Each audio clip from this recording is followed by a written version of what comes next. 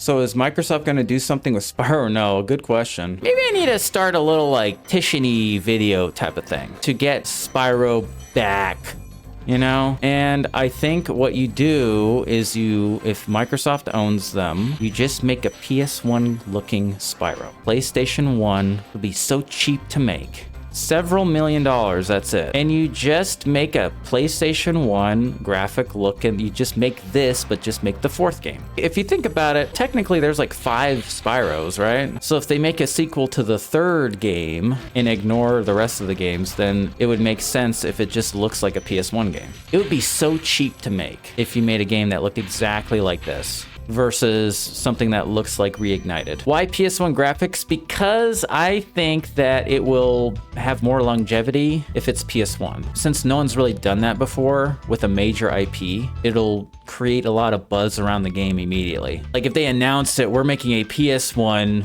Spyro, it will be a news story as opposed to we're making a sequel to Spyro. And that'll create a lot of buzz through the gaming world. Be like, wait, they're actually gonna make a PS1 styled platformer again? What? So it'll create hype around it. If they just make a sequel, it'll just be like, oh, it's the new Spyro, cool. So my thing is they need to create excitement to the 4th game. And to me, doing it PS1 style would create additional hype that otherwise would not exist if you just made it modern graphics. Like, I want them to go full on, not PS1 inspired, like PS1. Like, it looks exactly like this. It controls exactly like this, and that's the game. And the only difference is you use joystick camera controls. That's the only modern thing.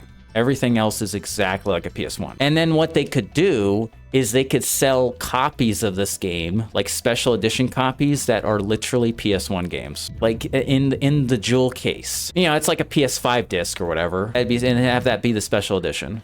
That'd be so sick. And then, since it's a PS1, since it's PS1 physics and graphics, that means that speedrunners will more likely gravitate towards the new one as opposed to if it was like a Unreal Engine game. So it'd have a bigger speedrunning community, which even guarantees the longevity of the game. I think there is a economy of gaming purchasers that would love a PS1 style game. Nostalgia sells. So why not just go full on with it? I just want Spyro to come back strong, and you know, it's the best idea I can come up with for Spyro to just come back and create some hype.